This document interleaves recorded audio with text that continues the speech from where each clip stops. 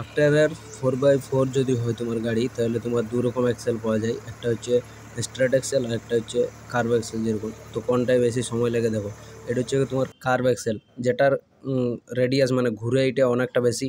আর দেখো একটা সোজা এক্সেল, সেটা হচ্ছে ঘুরে অনেকটা কম।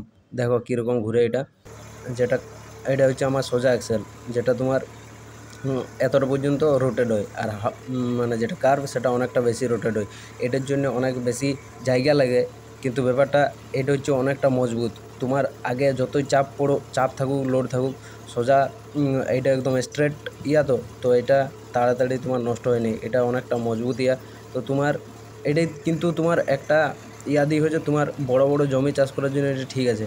এটা অত ছোট ছোট জমিগুলোই এর ঘুরতে অনেকটা টাইম লাগে, মানে জায়গা অনেক বেশি দরকার হয়, কারণ এর কার্ভ অনেক কম হয়। দেখো অনেকটা জায়গা নিয়ে ঘুরে, তো ওই জন্য হচ্ছে তুমি কীরকম জায়গা চাষ করবে আর তোমার কেমন মজবুত দরকার, এই যে দেখো সেই অনুযায়ী তুমি ডিসাইড করো।